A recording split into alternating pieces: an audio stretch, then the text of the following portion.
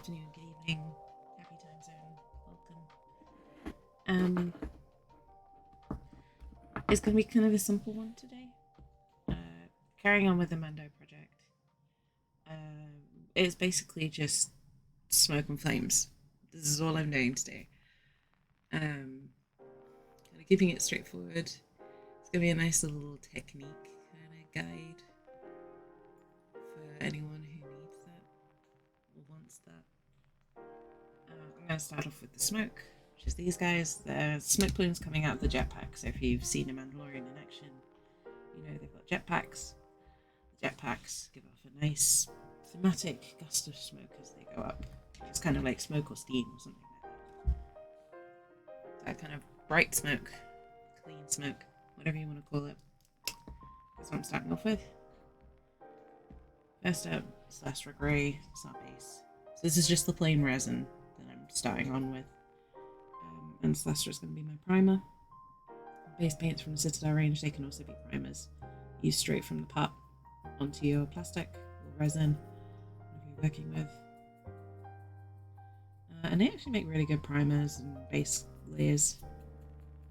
So definitely consider using those a bit more if you don't already.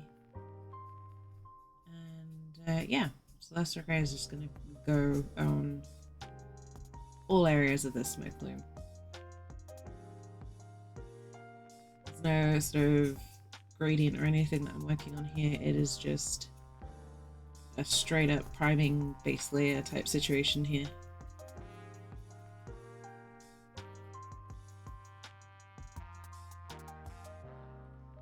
Hey, Hipsu! Come on. And for these are smoke plumes. Yeah. So these will be coming out of the bottom of the Mandalorian's jetpack. And then I got a little bit of fire for the flamethrower as well that I'm working on today.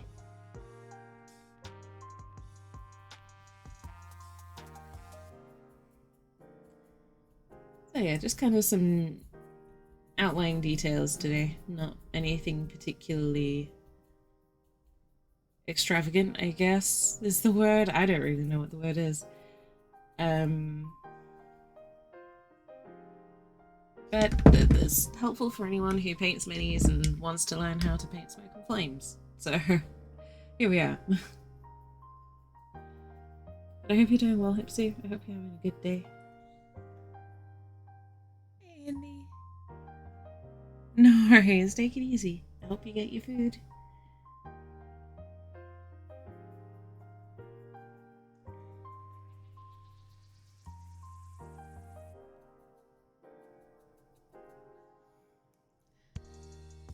Domino's, yes. I hate Domino's in Australia. It's a lot better than Domino's most places. Domino's here is kind of like very... it's not the best takeaway pizza, put it that way.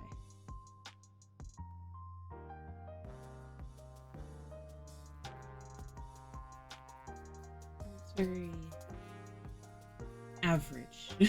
It's not bad necessarily, but it's not the best.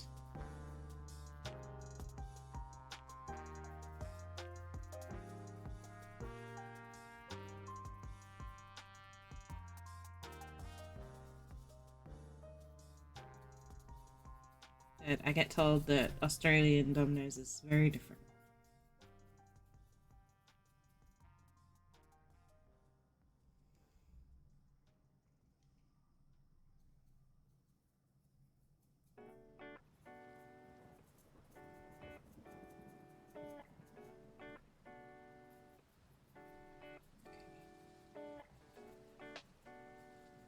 So all I'm really doing with this, in terms of technique-wise, I'm just making sure that it's, you know, a nice even primer layer. So it's not massively complex in terms of techniques or anything like that. It is just taking the brush and priming the plastic. It's the most very basic of basic techniques. It helps to use a big brush. I like using round brushes for this because they kind of give a little bit of texture. And you kind of want that because smoke is not like glass-like smooth. It's, you know, it's textured, it's wispy, it's got something to it. So don't worry if the texture from your brush transfers over onto the paint. It's all good. It just makes the end result look that much better.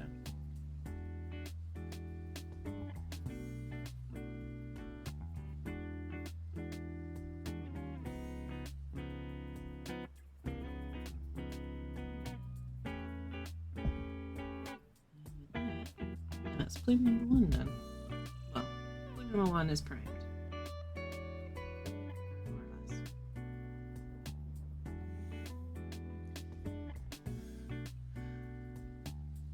I'm just tidying up any little spots that I might have missed.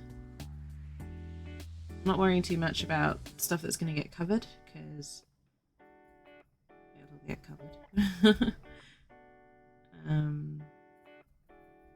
What I want to do is basically prime both of these pieces and then let them dry fully before I start adding the layers on. So I'm going to do the same again on this one. Same paint, same technique, same idea, just getting a layer put on of these. And honestly, if you weren't too fussed, if you're just doing like a quick paint scheme, you could probably just get away with this. Like just a nice kind of off-white. You want sort of a grey white or a bright white for this if you were just doing one layer. Grey white will give you better coverage overall, but sort of a bright white or like a bluish white almost will give you a better looking result finally.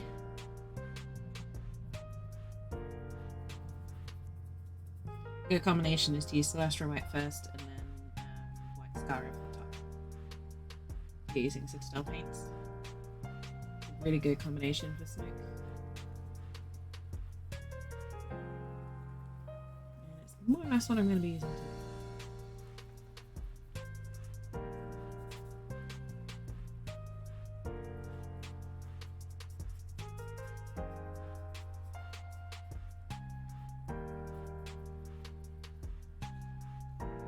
What kind of fuel does Jetpack use? I don't actually know. I'm sure there's a Star Wars expert out there that would be able to tell you. I don't know. In terms of the flamethrower, these are just regular flames. So they're going to be red and orange and yellow.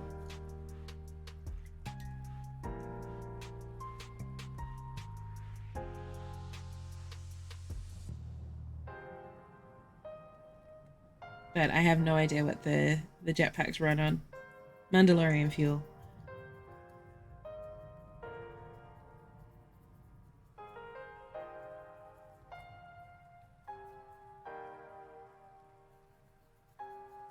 The fuel of Mandalore.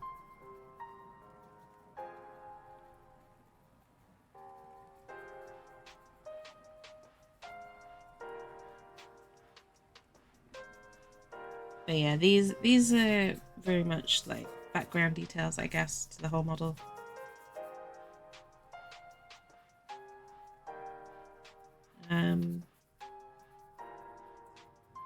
Yeah, I thought it would be nice to do a bit more of a tutorial, I guess, today, rather than a specific, like, this is how you paint a character. There's more of a technique tutorial here on, you know, how to get a certain effect.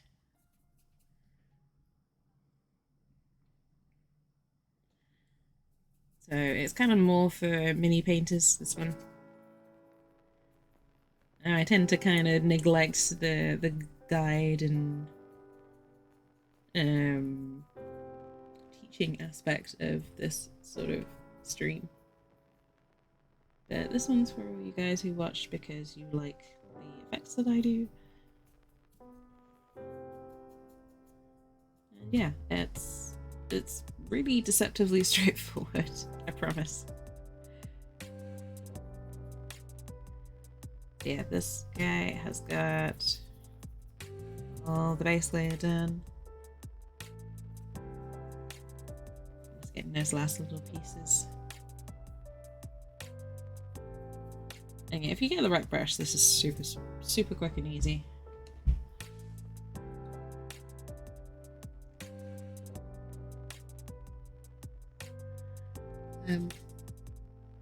So we've got the base layer for the smoke done. Like I said before, I'm just going to switch over now to the flames, do those while we let the base coat settle a little bit. So flames, again, kind of a straightforward in theory type thing. They're a little bit more complex in practice than they might first appear. But the general idea with smoke and flames both is that you start on a gradient. So you start from the darkest colour and move up to the lightest colour. I'm taking a slightly smaller brush for this because it's a smaller area.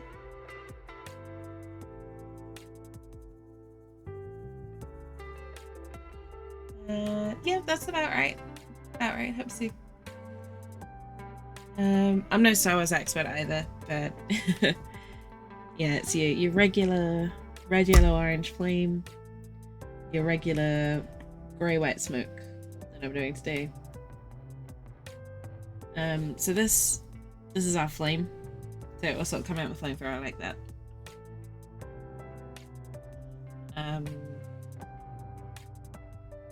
Just gonna get myself a quick little reference here because I haven't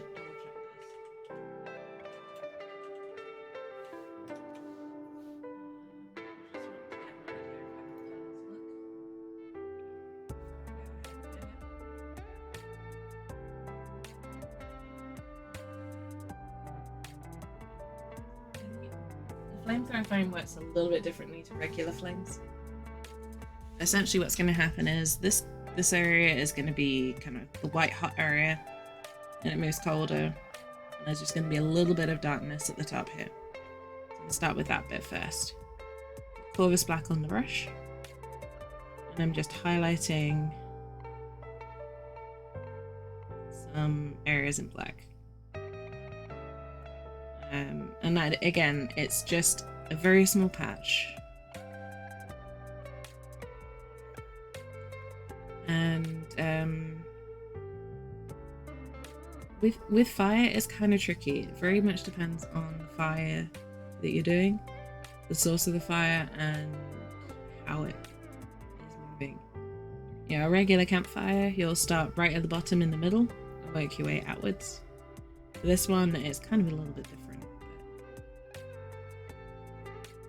I'm just doing a little bit of this black.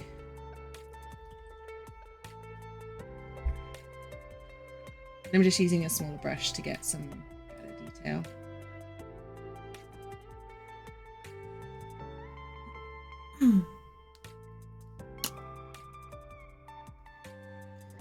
First colour. First non-black colour. I'm using corn red, which is a nice sort of dark red. So on this one, the darker area is kind of at the top and this sort of area of the flame. And that's where a lot of our red and deep dark colour is going to be concentrated.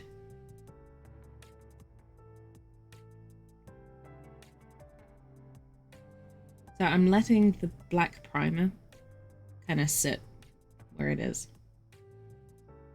I'm not covering the black primer. Because if you look at pictures of the flamethrowers in action, they kind of got that white hot bit right out of the jet. And then it's kind of dark at the center towards the larger flame area. If that makes any kind of sense at all. So at this sort of bit where the flame begins to spread, it's actually quite dark in terms of the colours being used, or the colours that are generated. Be a more accurate way of saying that.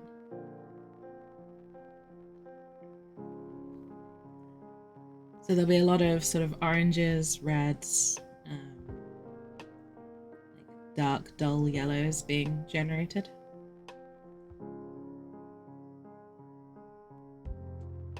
I'm just working on the reds right now. And the trick with flames is there are no sharp edges. No sharp lines. All the colours softly blend into each other.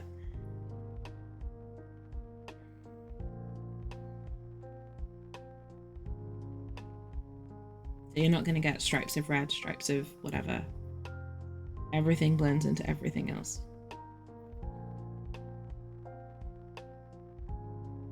So try and keep that in mind when you're picking where to put your flame. Where your colours go. And make it a shade of pink to make people rage. Maybe. But I did consider doing a custom Mandalorian. So the armor, I was gonna make it just completely my own thing, or even do Pride armor. But in the end, I decided that I would do Din Djarin, who's an established character in Star Wars, not Warhammer. So I'm sticking with what's been established, but if I ever get another Mandalorian, I'm definitely gonna make my own. No worries, so take it easy. Thank you for stopping in.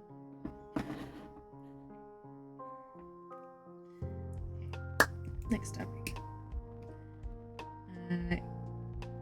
Ethereal yellow. Again, another nice. This one's very bright.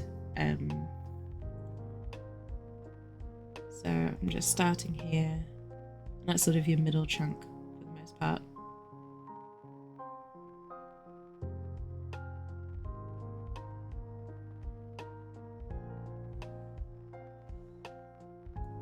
Trick with Ethereal yellow. Make sure that your brush is dry, or at least mostly dry. It's a very watery paint, unfortunately, so it will spread. Especially if you've got water on your brush already. But here we're just looking to kind of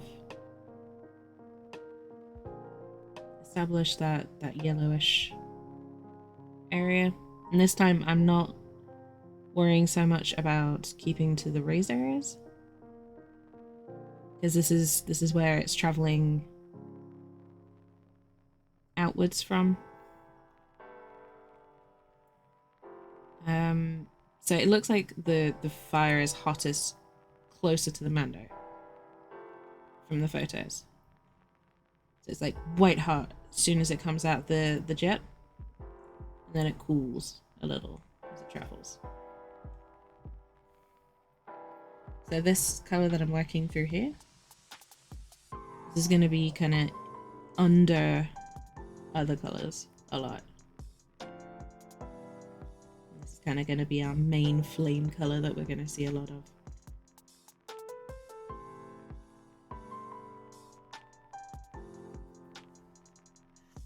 Give off most editing softwares. Hey, Garax, welcome in. Yeah, editing is difficult. Something I'm still learning myself. What sort of editing are you working on?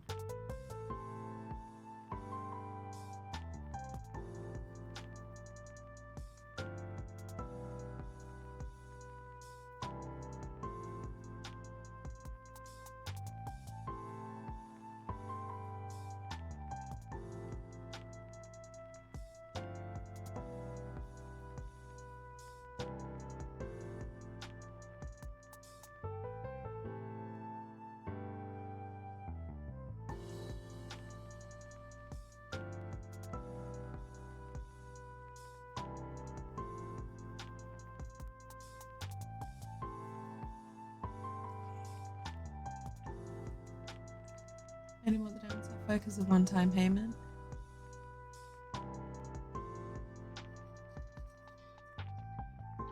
Yeah, I don't like it when they do the old switcheroo like that. I've had a couple of software sources do that to me recently. You'll only have to pay once for this.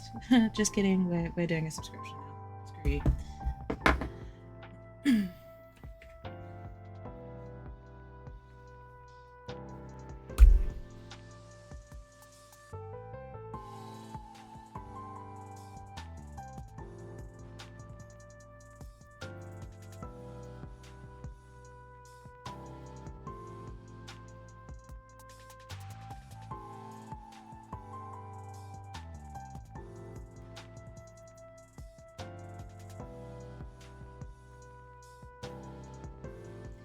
So what I'm doing here is just kind of creating an intermediate colour between the yellow and the red.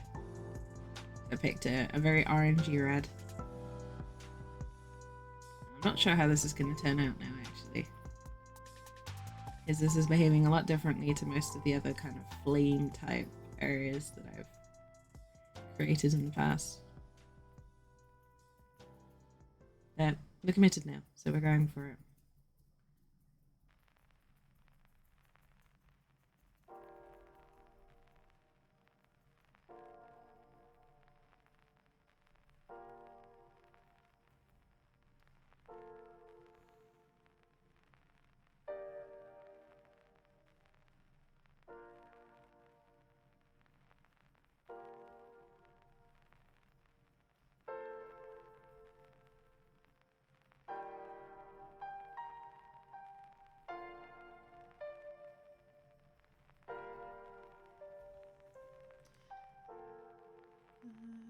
No, that's fine. That is absolutely fine, Corax. I completely understand.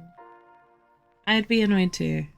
I absolutely would be, and you are more than welcome to rant about it here.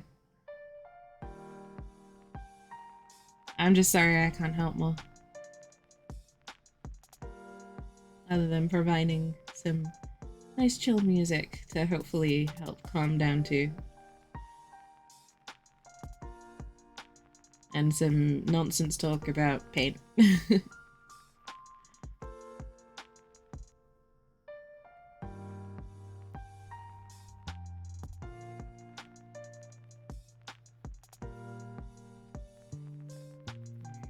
So, right now I'm just kind of dry brushing this still Evil Sun Scarlet. And I'm kind of starting at the top, working my way back a little bit.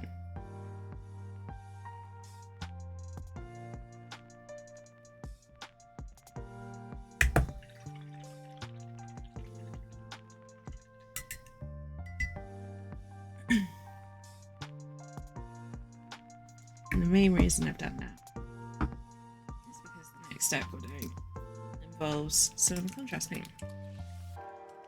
Profound orange.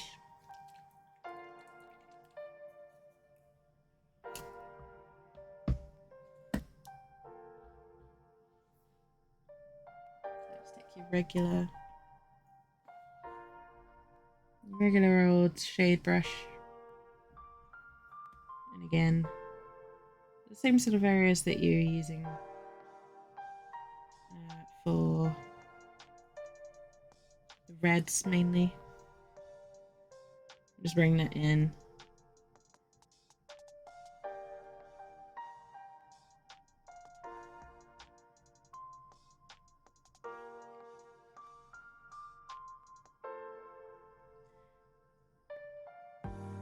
Because the black will shine through to a degree, but it will give this really nice burnt orange kind of look to the flame. And then on the lighter areas, it will help transition from yellows to reds to dark black. This is kind of blurring all of your stripiness out, if you've got any.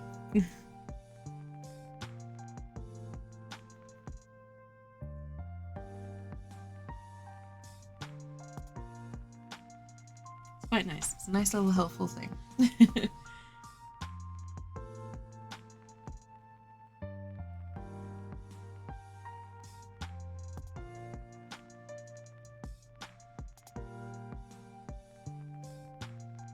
Okay, if in doubt, get a strongly pigmented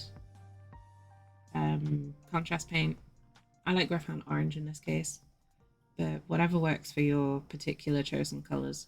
And just kind of using that to blend between the different colours you're using will save whatever you're working on. Because their pigments override a lot of standard colours.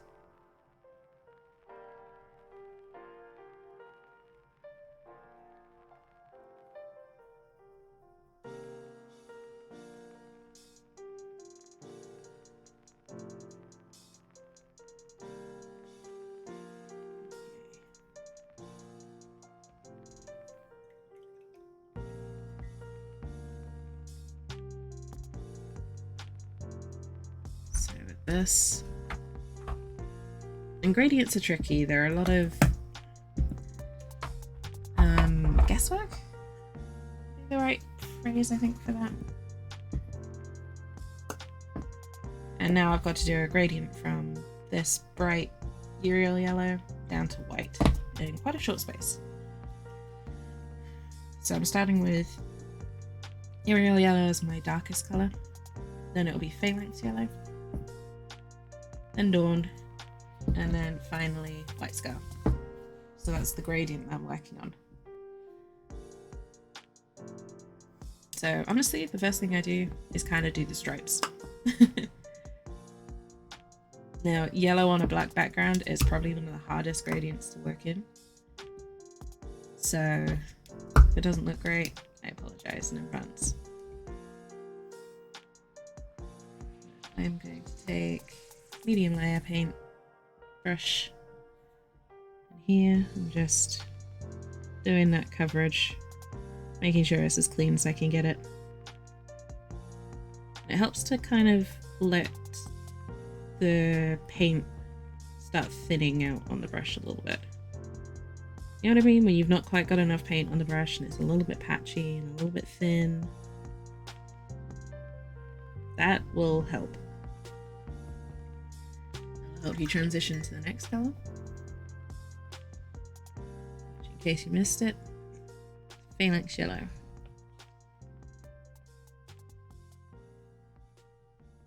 Again, take a little bit less of this one because you're going to have a little bit less area to work with.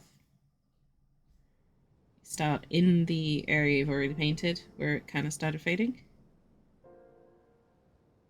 and you let the two paints mix and kind of bring it up to the stage that you wanted it at. And just like that, your colour's getting lighter already. Then moving right on up to Dawn Yellow already. Because of where this the way this looks, I'm dragging the underside colour a little bit further along.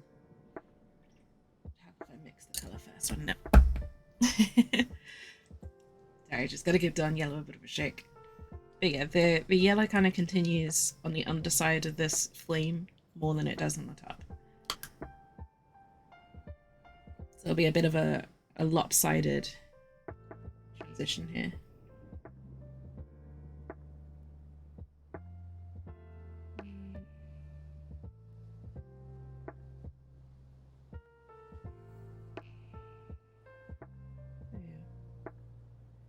Same principle again. I'm doing a little bit of Dawn Yellow on top, but it's a very small amount compared to here.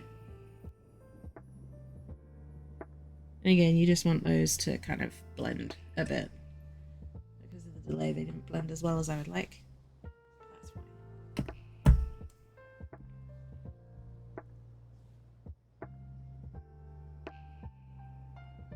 So I'm just kind of taking this and blending it up and down a little bit. And it helps to have the paint wet.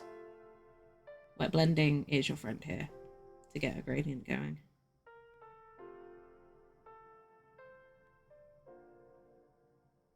Well, to get it smooth rather than stripy. That's what you want.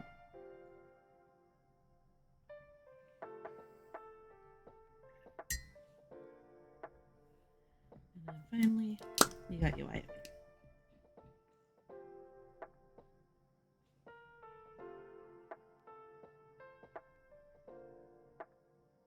I always kind of focus on the bit between the two colours first. Where I can, anyway.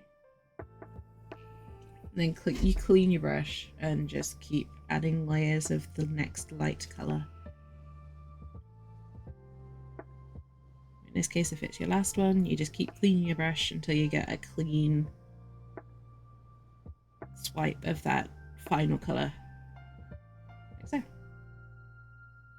And then the rest of it is just kind of tidying up and making sure that you've got those colours in nice and cleanly. And any patchiness, which with yellows is inevitable. You're going to get some patchiness.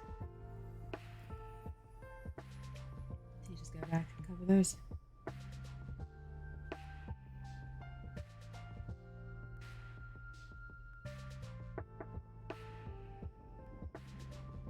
And that is a really quick and easy wet blend gradient for all of your blending needs. Yeah, I will say yellow on a black primed surface, hardest gradient to work on.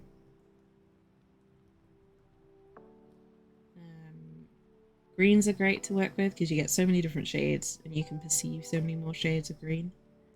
So it's easier to pick ones that will work well for you.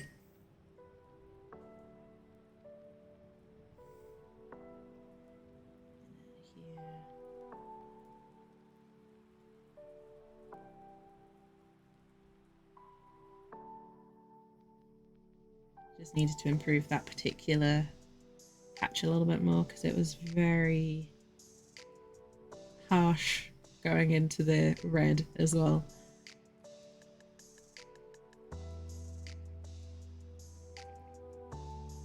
So we're just kind of reclaiming a little bit of the yellow space here.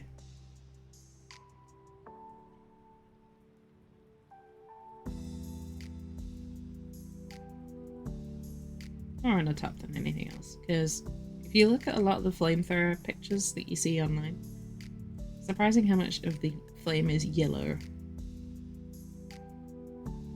Now I still want it to look thematic.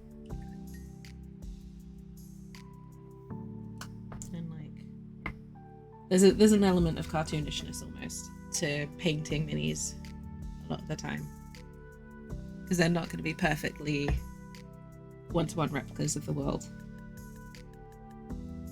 So I do maybe emphasize a little bit more some colours than others, oversaturate the colours a little bit. You don't have to do that yourself, that's just my style of painting. Indy! Welcome back. Yeah, cheeseburger and chicken nuggets. That sounds good. Welcome back. It's good to see you. Hope you're well. I hope you're having a wonderful weekend.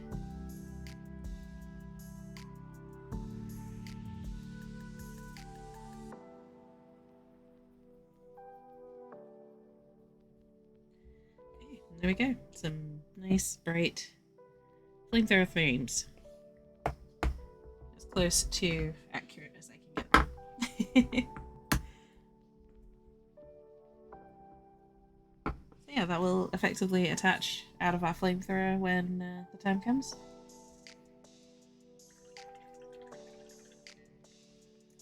And on the final model as well, it's going to be one of the big pops of colour that we'll have.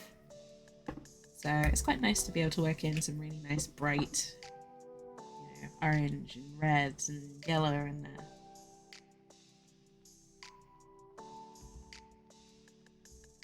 And that didn't take as long as I thought it would. Oh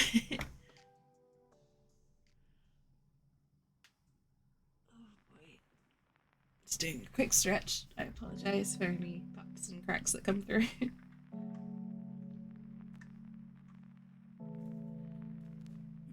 Okay. These should be nice and dry, which they are.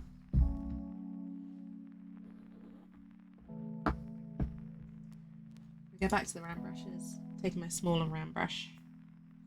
This one. And we already had Celestial Grey, now moving up to Ulth one. So it's kind of a lighter grey, more edging towards white. And that's what you want, really, with this. And this will kind of form the main areas that you're going to be working on. So you focus on the raised areas that you want to leave kind of distinct shadow things. And you can blend them.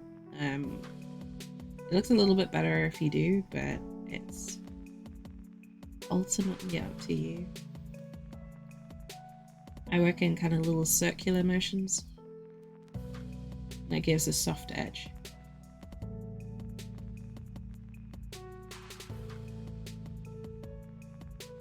Ultimately, it's not the end of the world if you don't do that. This is the nature of how these are going to look. But yeah, you're effectively kind of lightly or heavily dry brushing. I should say. But if you're not dry brushing, keep the strokes light. Don't like really hammer it on. And you want to catch all the high spots.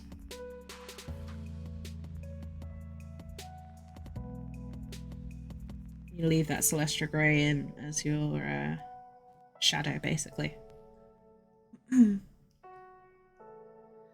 Am I one of those nights when you're hungry and want food delivered, but the website's being dumb and you're getting grumpy? Yes.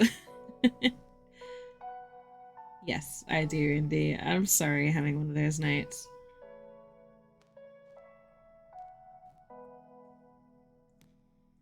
There is nothing worse than technology getting between you and food. It really sucks, because you're sat there like, your technology, you're meant to make my life easier and you're making it harder than it needs to be right now. Stop it.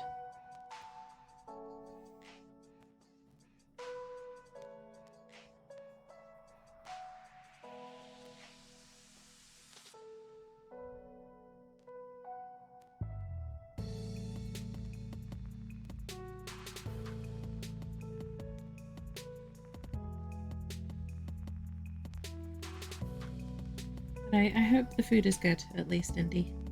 Now that you've got it. I hope it's tasty. I hope it fills you up. And make you feel good after you eat it.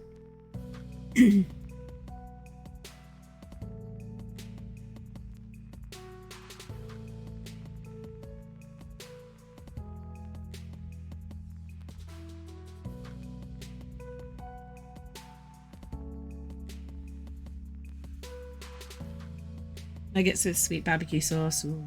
I love honey barbecue sauces and sweet barbecue sauces. Honey, maple, sweet bourbon barbecue, all that sort of good stuff. So tasty. I bet.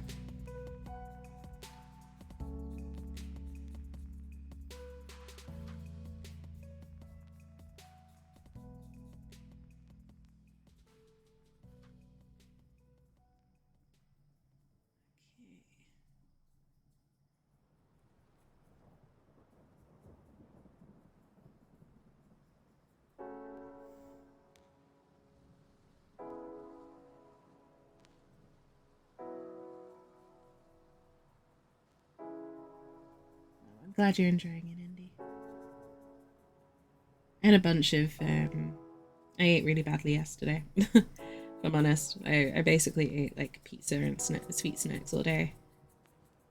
But I was out playing Magic the Gathering at a local, I guess you call it a gaming cafe?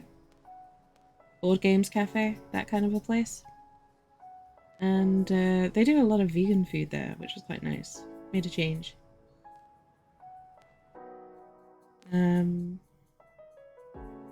yeah, basically doing that. Oh my god. Oh my god. Xavier!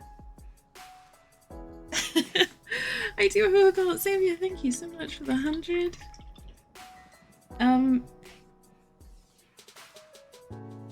my goodness, I think you might have tipped to my tip jar. But if that's for the WWF, I will make sure that gets transferred over. The goal is for the WWF. Xavier, thank you so much. And welcome in, it is so good to see you. It looks like that's gone through to the tip jar, but that will go straight to WWF. I'll make sure that gets transferred over to Tiltify.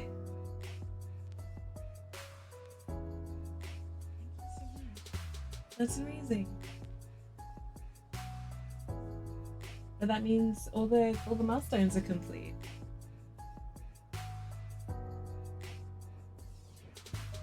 So no, it's all good. Please do not apologize. You've just done something amazing. No need to apologize at all.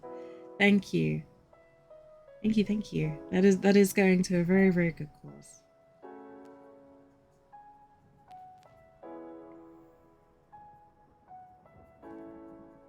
It is going to an extremely good cause, so thank you. And I hope you're doing well. I hope you're having a lovely weekend. I don't know if that came through properly on stream. I only realized because the email popped up on my Fitbit. Grand Admiral Mango just subscribed. Yes. Yes, Mango. Welcome in. It is so good to see you. Goodness. 9 months already. Good grief. Mango, thank you so much. Welcome in. I hope you enjoy your shiny new green potion bottle.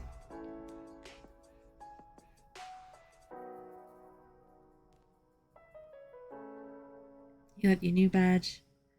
We had Xavier coming in and saving our charity stream with an amazingly generous donation that I will transfer over as soon as stream's done.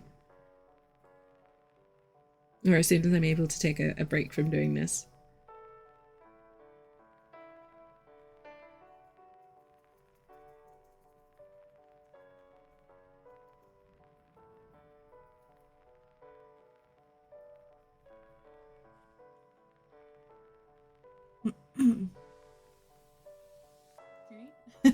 What's the name of the baby? Oh, Stream Baby.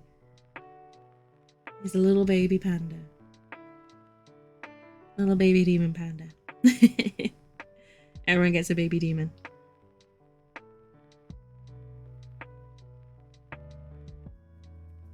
It's like an adult demon, but pocket size.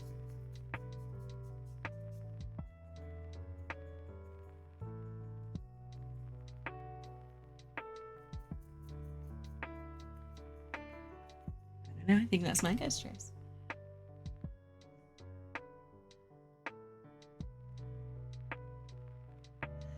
We can add, yeah, we offer all of the stream snacks you want, Xavier. A little place that gives you kids, but making the most of the time off they give. Oh, I'm sorry that you have to work weekends. That sucks. I normally work Saturdays, so I can empathize. But I hope you're doing well, despite the workload.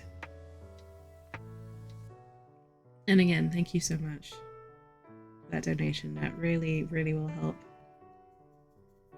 And if all the other streamers that are working alongside me with this campaign are able to do the same, the WWF should be reaching their goal of raising $30,000 to help protect the oceans, which will be super cool. And just be an absolutely incredible achievement, because yeah, that's it's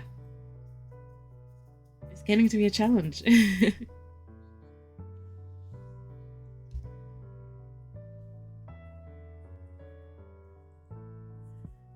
Snuggle size. Oh, snuggle size demon sounds so cute.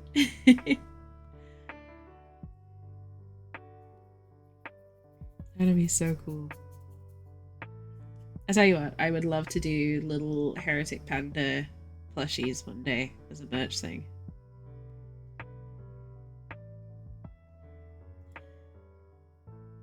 I would absolutely adore something like that for this community.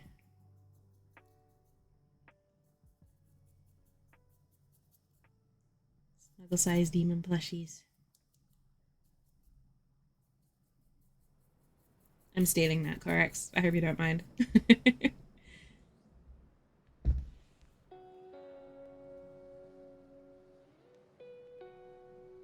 Ooh, teriyaki. Teriyaki nuggets sounds good. Connoisseur of the tasty sweets? Maybe. Maybe. I just like food. What can I say?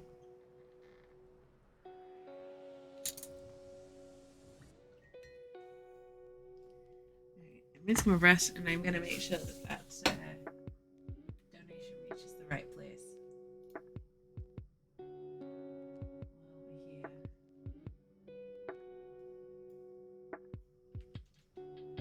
You'd be foodie? I wouldn't necessarily call myself a foodie, but I like food.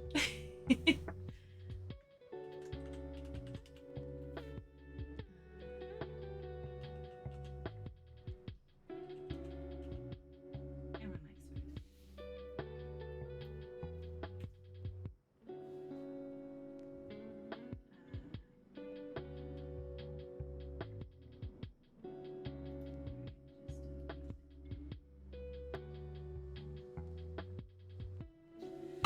Okay, this is where things get a little bit funky.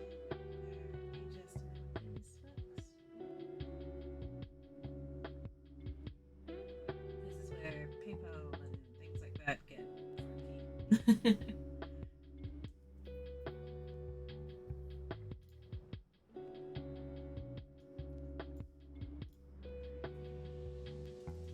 My favorite meal's pasta. Pasta's my favorite.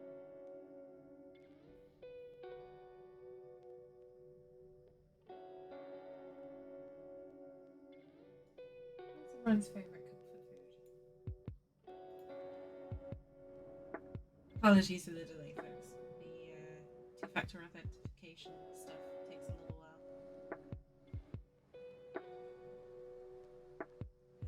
I want to make sure that charity money reaches the right place and that everyone can see we reached the goal.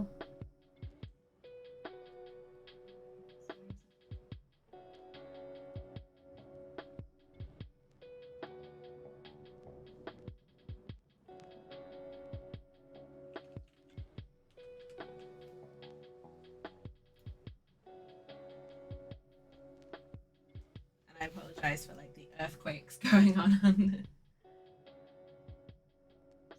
Alfredo to 3 cheese penne. Nice. Very nice.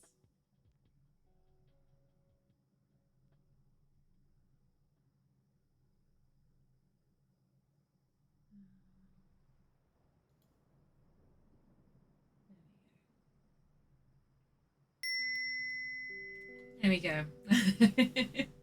That's Xavier's donation done. And again, thank you so much,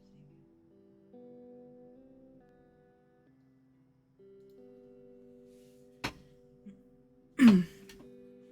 So that is done. That is all going to the WWF.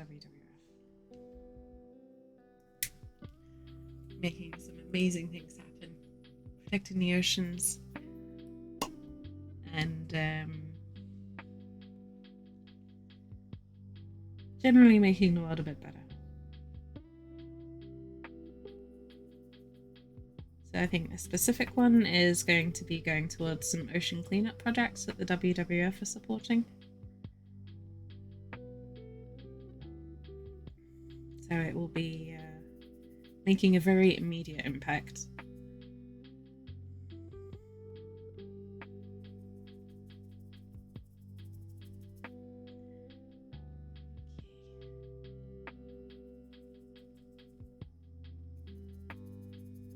Last day of the campaign as well.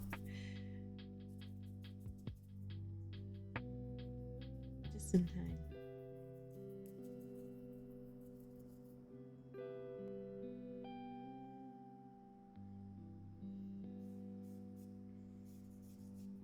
I think with this, we're making our way through quite close to 3,500 now in total for raised for the WWF over the course of the time I've been working with them. Which, considering the size of the community, that's huge. You are all incredible for helping me do that.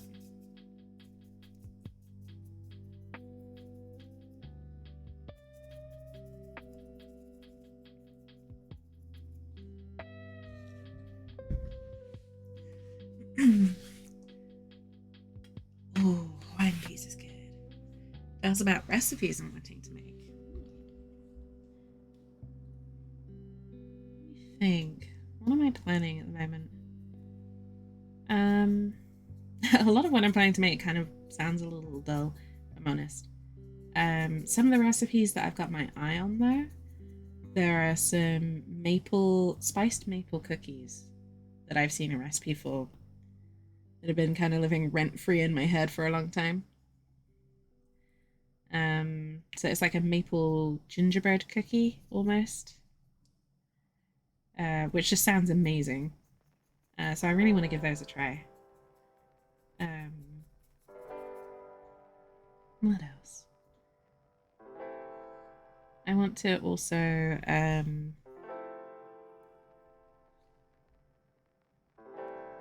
want to also work on doing some more healthier recipes. So things like healthy versions of takeaways. So I want to work on a healthier pizza recipe that I found that kind of works in a lighter version of pizza base dough. I also want to try making soft pretzels. Homemade soft pretzels. Because I found, again, I keep finding recipes for things I want to try out.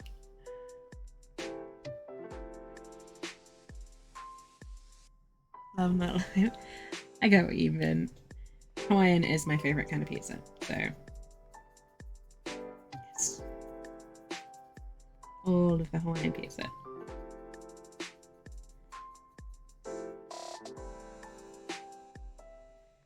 But yeah, I think the maple spice cookies are like the most interesting recipe I've got that I want to try out at the moment.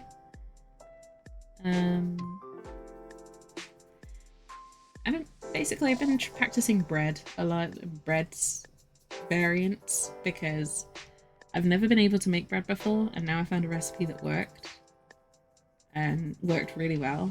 I'm kind of trying different versions of it to see if I can make like garlic bread, for example, from scratch, or like a seeded loaf, wholemeal bread, white bread, all that kind of thing. And then I'm working on a lot of variations of bread from that recipe as a base. So like pizza dough and soft pretzels and bagels, things like that. But I'm also trying to eat better, so anyone got any super healthy, tasty snacks that they like to make themselves?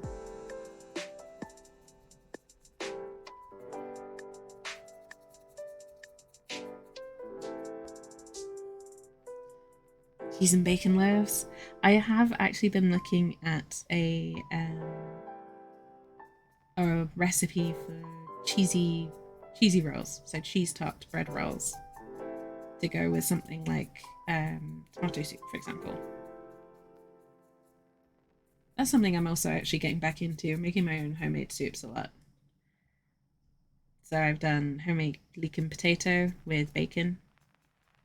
I'm working on getting better at making homemade cream and tomato soup. The problem is I can't have heavy cream, so I'm trying to find a substitute for that works without making it all taste like coconut.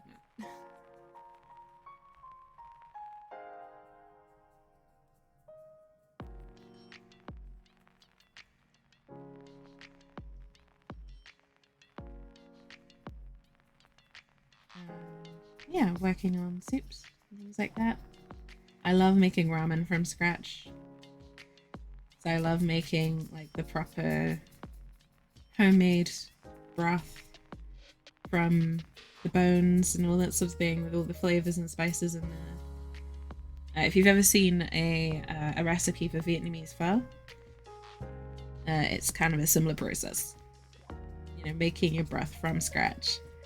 Lots of low simmering for hours with spices and all that sort of thing. You know, slow roasting the meat so it's super tender. All the good stuff.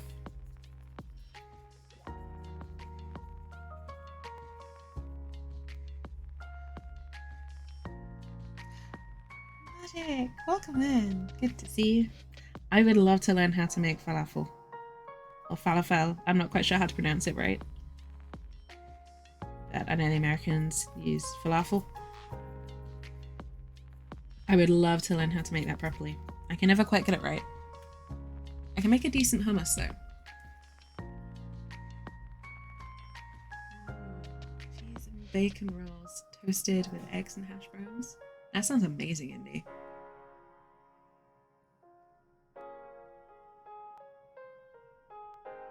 And healthy don't really mix? That's fair enough. I'm not going to judge you for it. I'm not very healthy, and I'm trying to improve that. That's all. But the cheese crisp idea sounds great. So do you make the taco shell out of cheese there, Xavier? Or is it... Am I misunderstanding that? Because that would be great if you're trying to reduce your carbohydrate intake. Great way to have tacos without carbs.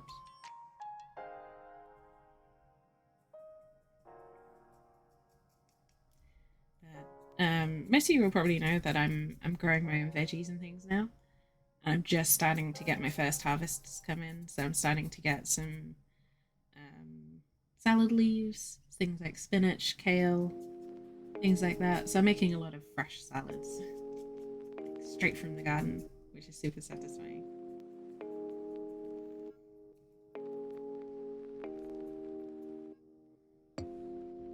Can't get better than growing right on your doorstep.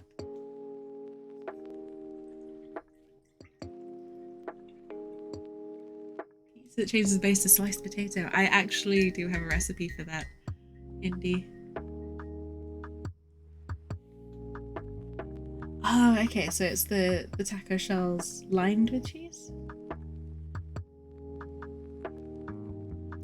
Yeah, if you get Parmesan cheese and sort of make a disc of it, about, yay big, you put it under the grill for a bit so it melts.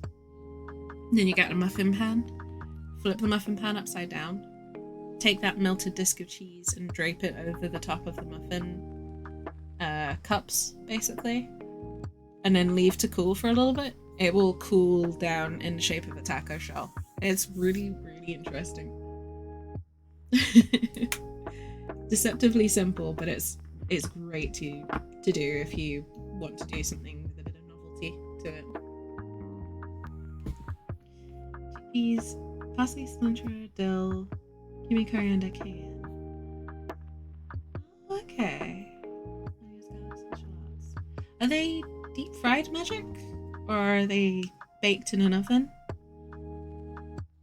I don't currently have the ability to do deep fried stuff, but like fresh.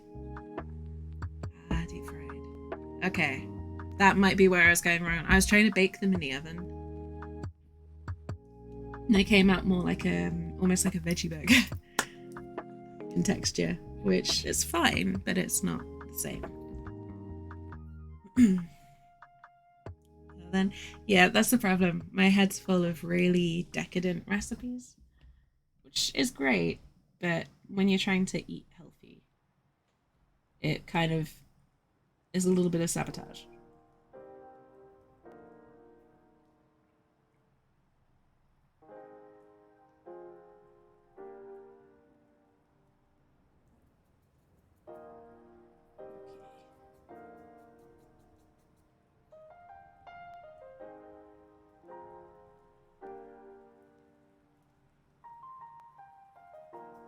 apologize to anyone I'm giving terrible diet ideas to. Cheese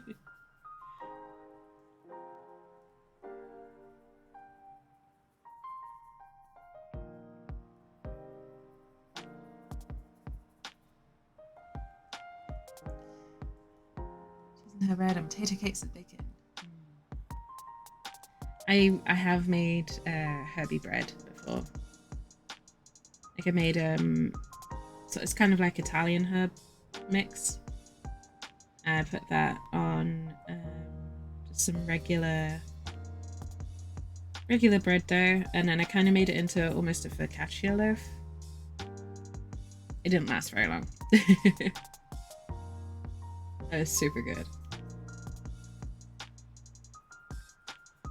I find making bread very calming though, so I really enjoy doing that.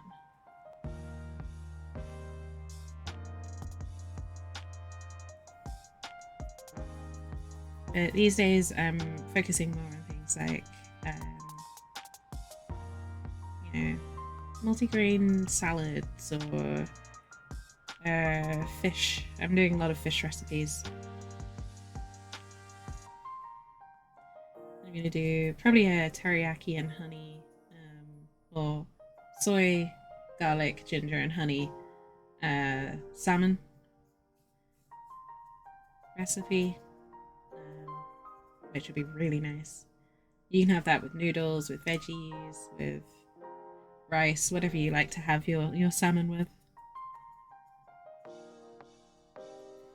It works really well with some like just plain fried rice if you've got it, or some stir-fried noodles.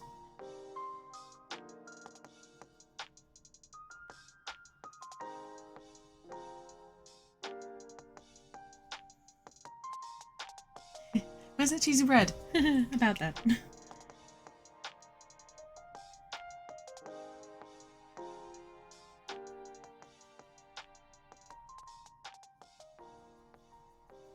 Yeah. Cheesy bread doesn't last long in this house. Both my partner and I really like cheese. So, even though I'm lactose intolerant, I'll still eat a lot of it.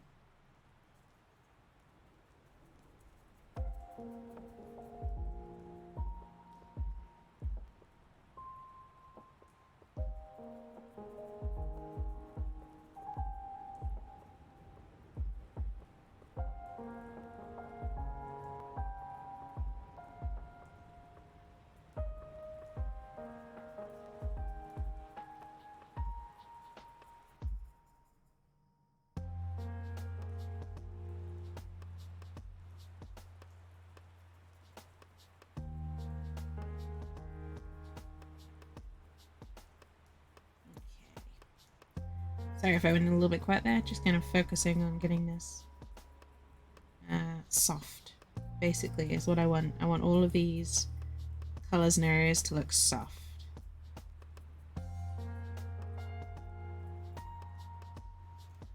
You've got that really nice deep gradient there.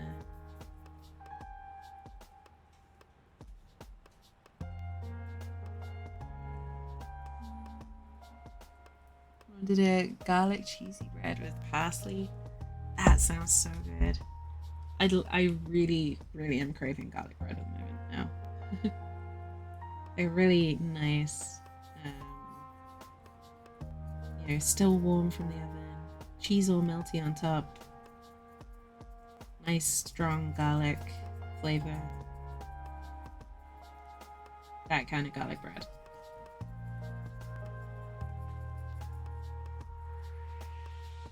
The kind that you need to eat a whole bush of parsley to neutralize the garlic.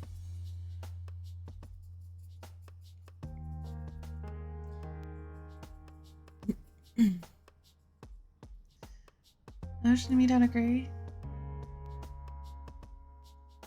That's fair enough, Xavier. I'm not gonna criticize you at all for preferring unhealthy foods. I for health reasons, I have to improve my diet. Because, you know, otherwise I'm not going to be around much longer. Or if I am, I'm not going to be in any sort of shape to do the things that I love. So, for my own sake, I am doing what I can to improve that situation. And one of the simplest ways to do that, to just generally improve your health, both physically, mentally, emotionally, whatever category you want to look at, one of the best ways to do that is to eat right and to get the nutrients you need. As a scientist, I know it, but as a person, I resent it. It's like, yes, I know eating salad is good for me. It doesn't mean I'm going to prefer it over pizza anytime soon, for example.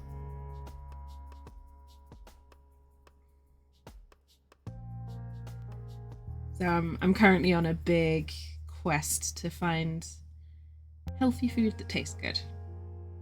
And it tastes good to someone who has lived on a heavily junk food influenced diet for a significant portion of their lives.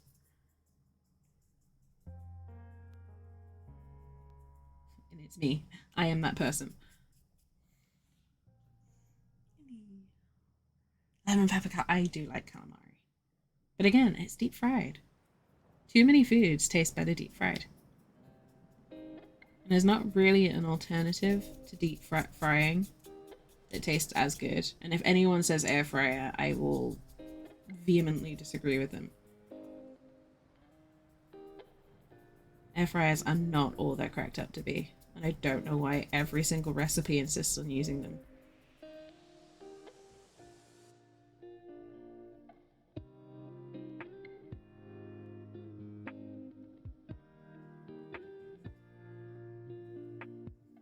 Sorry, that was a little bit of food frustration coming out. Recipe frustration.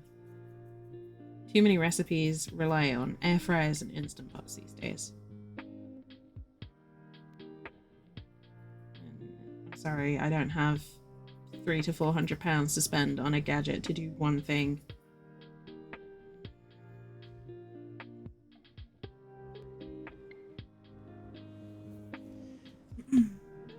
Not to fun fact, is that again grey hair? Oh no!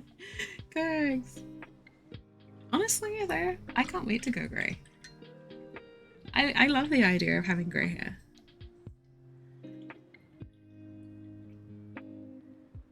Mainly because then when you dye it, you can dye it a super vibrant colour and it will actually look vibrant. I'm gonna be that grandma with like bright orange hair or bright purple, glow in the dark buzz cut hair or something stupid like that. And I'm okay with this. Too much use of air fryer and everything. Right. Thank you. I'm glad someone agrees with me on this.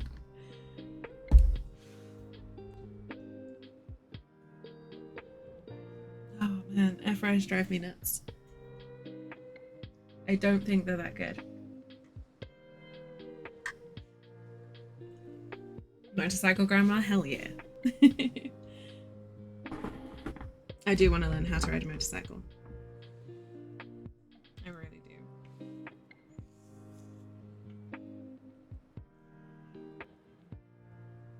It is already getting grey hairs. I'm 18. Getting grey is going to be fun.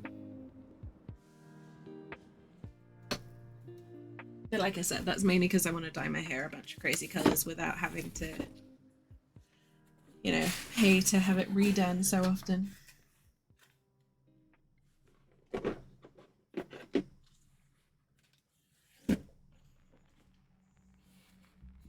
Alright, because we finished doing those kind of early. I'm just going to work on a section of the cloak as well.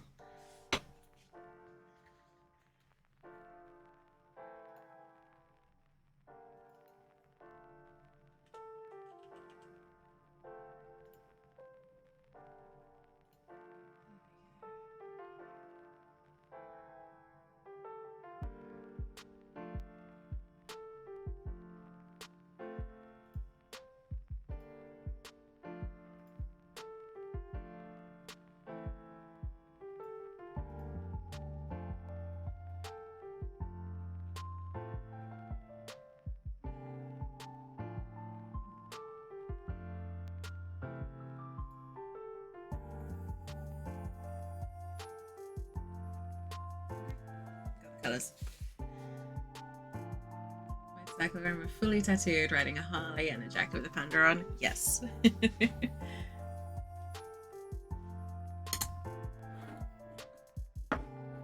Yes, that will be me. Hopefully. You know what? I'm not going to wait to become grandma level old either. I'm going to be doing that as soon as humanly possible.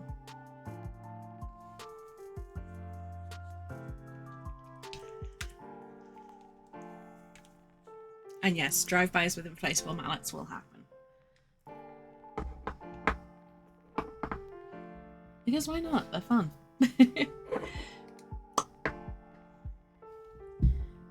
So, this is what we have planned for today. Complete, by the way. This is bonus cloak work because I'm having too much fun right now.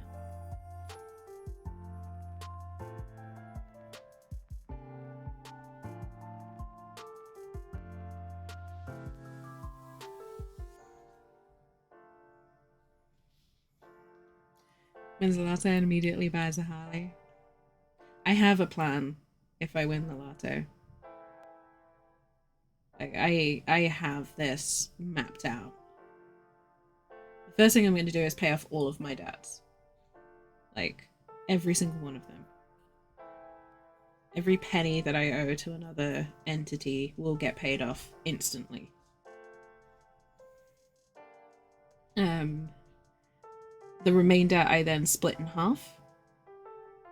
Half will instantly go into some kind of savings or investment thing that will pay me a regular lump sum that is enough that I will never have to work again. Or if I do have to work, I can afford to work part-time. What's remaining from that other half, that will go towards buying housing. For me and my partner, one here in the UK, one in Melbourne. And if there's anything left over after that, then I will start buying the fun stuff. Then I will start looking at, Harleys and, round the world trips and extended vacations in glorious 5-star luxury. Then I want the freedom to choose where and when I work, and the freedom to spoil my friends rotten. And I can't do that tied down to a regular 9-to-5 job. Or bills.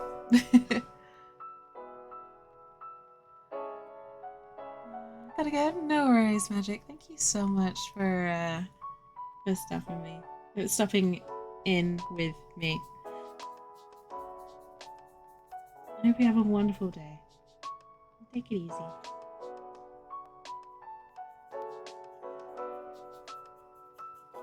Here in the next stream now. I'll be honest, you guys probably wouldn't hear about me winning any significant sums of money. Like, if it was what I like to call FU rich, that kind of level where money buys you literally every solution to your problems. I'd be one of those, like, secret billionaire types. Like, yeah, okay, occasionally I might have some sort of crazy splurge.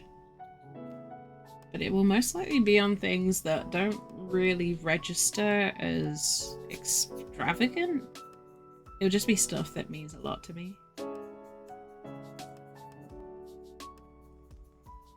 I don't want to be known as rich.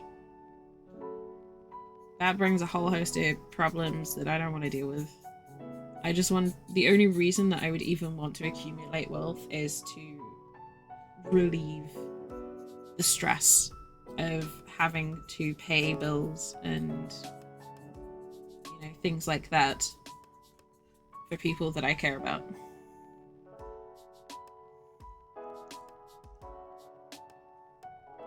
What's their second place? Melbourne. It's a city in Australia. Kind of like the second capital, I think. So a lot of people see it as. It's also where PAX Australia is held every year. And where a lot of folks in the community meet on a at least semi-regular basis. So it's where I'd love to be.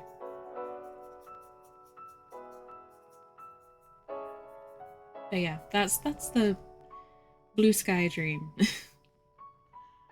Always nice. Yeah, the biggest sign would probably be like, hey guys, I'm going to Australia for a bit. That'll be the dead giveaway that I got an unexpected large amount of money.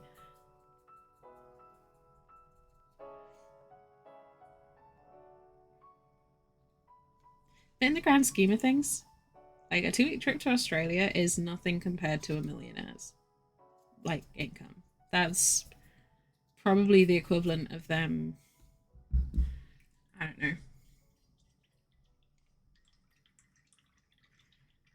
It would be so minor. It would be like us spending $100 on a deluxe version of a game. Like, if you're a multi-millionaire or a billionaire, that's barely a rounding error in your calculations.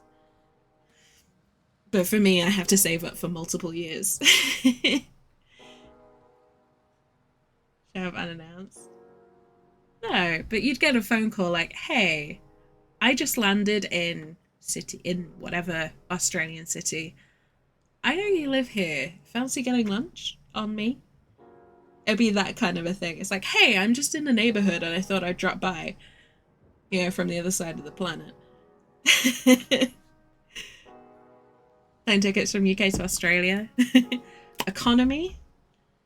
Going from London to Melbourne on the basic, basic, just gets you from A to B kind of ticket. That will cost you a minimum of £1,500 these days. Probably closer to £2,000. I know this because I'm trying to save up to go in 2 years' time. Like I said, for a millionaire, that's barely a rounding error in their account. For someone like me, who's not a millionaire, that's more like a not insignificant percentage of my annual income. And, the whole trip itself will probably be 20-ish% of my annual income when all is paid for, which is a lot of money.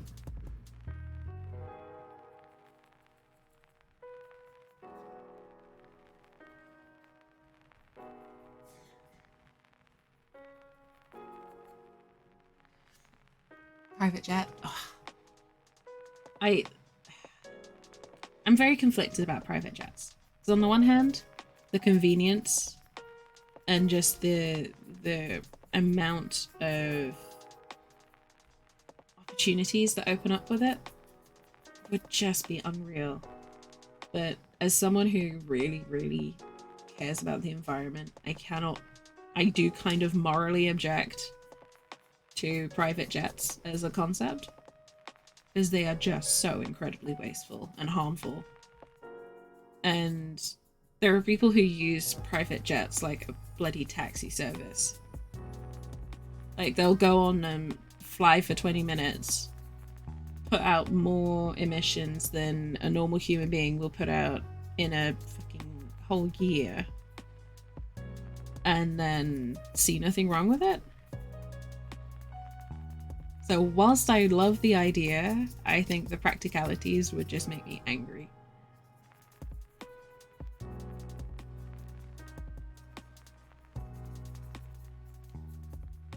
Because people are just irresponsible with them. They're like, well, I pay all this money to have a jet. I gotta use it every chance.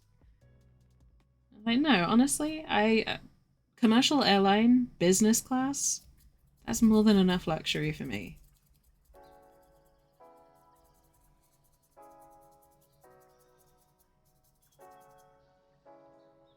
I don't need to be the only person on the plane, Hey, Yannick, welcome in.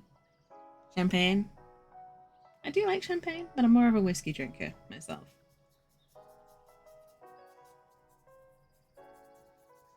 Now, if I could pay to like fly out to Japan and try out the world's best whiskeys, that'd be cool. That'd be something worth spending insane amounts of money on.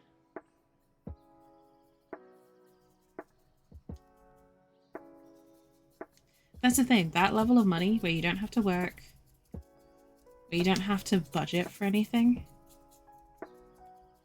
I feel like everyone deserves the opportunity to live like that. Everyone deserves to not have to worry about meeting their basic needs, like food and shelter, education, security. And yet this seems like such a radical concept to so many people. Like, at what age does someone stop becoming worthy of the basic essentials to life? Because no one would argue that a baby deserves it. So why does that change for adults? I don't know. It bothers me. Yeah, correct. There's a lot of celebrities like that. It's not just Taylor Swift. There's a lot of celebrities that are like, oh, I'm super environmentally conscious. And then they use their private jet. It's like, are you really? Because you wouldn't be using that if you were.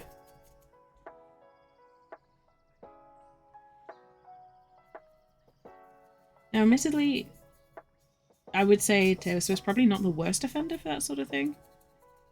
But it is very hypocritical to say you care about the environment and then in the same breath be like, but I have a private jet and I use it regularly. Unless you're investing in carbon offset schemes, the damage you do with your private jet will far outweigh anything that you can do, anything that you can reverse by fundraising or raising awareness. Those things are so dangerous for the environment.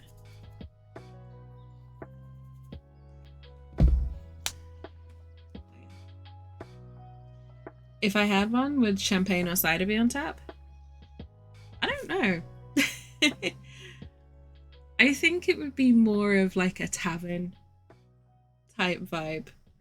Like if I had that sort of level of money, everywhere would just be like comfort, hobbit hole kind of vibes. So lots of, soft furnishings, home brewed. It would be like probably homebrew alcohol of indeterminate origin, but it still tastes amazing. Like you don't know if it's beer, cider, whiskey, or something else entirely. But it just tastes good. And that's realistically that's all you really need to know, right?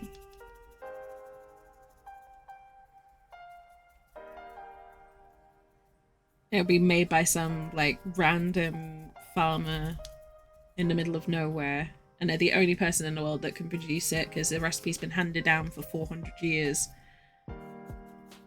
Yeah, hand to mouth kind of thing. And I just buy up their entire stock annually because I can and because it tastes good.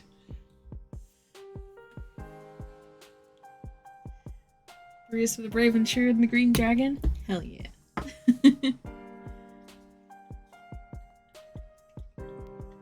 This is what I mean. Like, I don't have aspirations for gold and diamonds and stuff like that. I like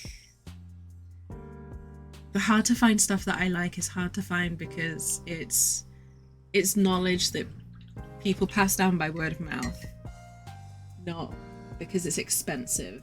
It's just exclusive, I guess, in a way.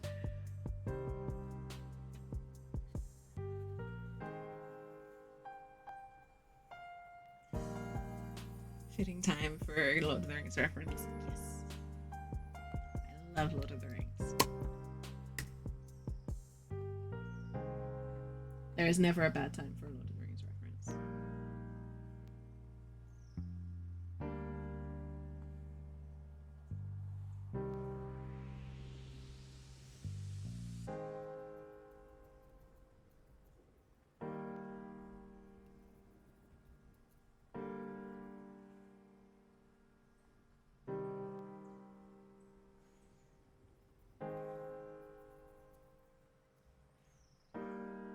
fact, I think I'm overdue a rewatch of Lord of the Rings, so that might happen today.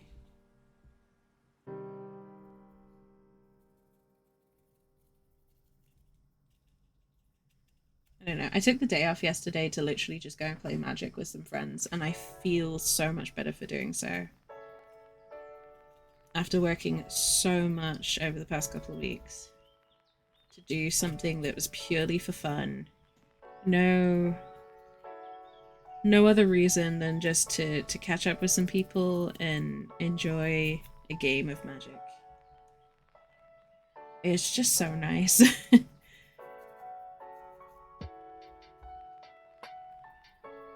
To not have any other reason for leaving the house than that.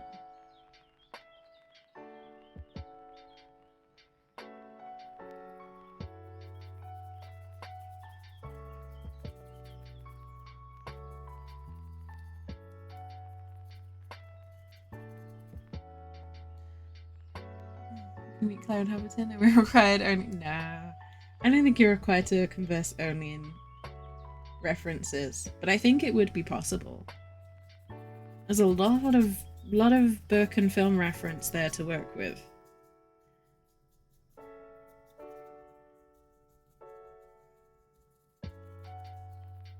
Talk like Tolkien for a day. It's better than international talk like a pirate day, right? International Tolkien Day.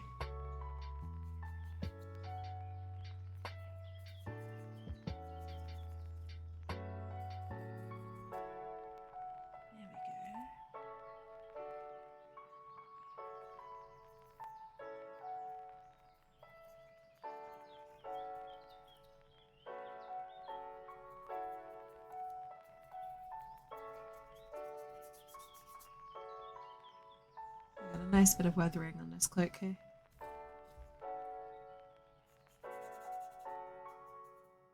I just wanted it to look kind of dusty.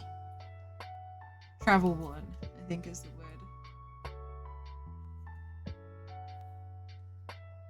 A lot of references for the Mando's cloak kind of flick between brown and dark grey.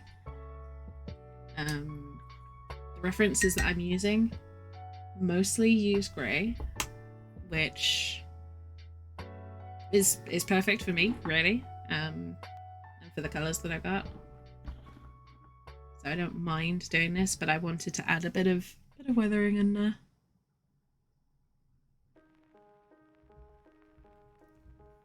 Yeah, I think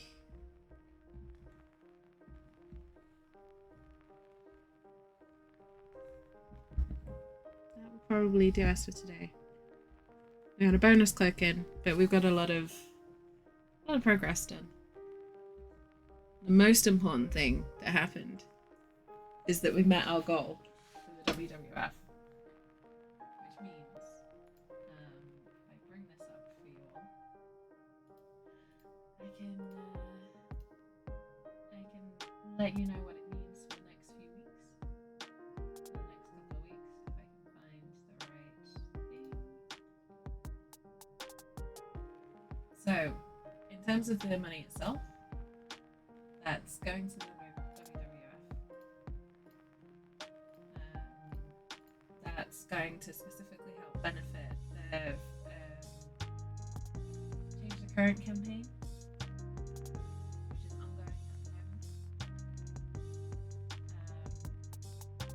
If I go into the campaign itself, the milestones we hit that there will be a Paleo Pines demo stream, which I've already done, but I will do another one. There's going to be a Chibi Dragon stream coming up. There's going to be a giveaway for a copy of Stardew Valley the next time I play Stardew Valley. And there's going to be a 6-hour plus stream of a game that I've not yet decided. But it will be wildlife themed of some description. It will be a comfy, cozy, long stream. I'll probably do the giveaway then, actually. And yeah, we'll be doing all of those over the next couple of weeks. $150 is going straight to the WWF that their campaigns to help tidy up the oceans and protect all the ocean creatures and ultimately protect the world, because without our oceans the world's kind of doomed. I was trying to think of a non-sweary way of putting that. Yeah, we need our oceans and they need us right now. So thank you very much to everyone who donated, supported, retweeted, spread the word, whatever you did to help. Thank you. Even if you just kept me company. The flame looks nice. Thank you, Hipsu. Thank you very much. But yeah, that's the campaign concluded. Today is kind of the last day of it. But the links will still be active till the end of the day. So if you decide later on, hey, I feel like supporting, you can find links all over all of my socials for that. I think I'm gonna leave it here for today because I'm really tired. If you couldn't tell, I am really tired. So I'm gonna take a break, get some rest. But yeah, thank you all very, very much for supporting me, for keeping me company, for being here in general. I really appreciate it. I'm not going to do a raid, but thank you all very much for joining me. I'll be back next week. In the meantime, I hope you all have a wonderful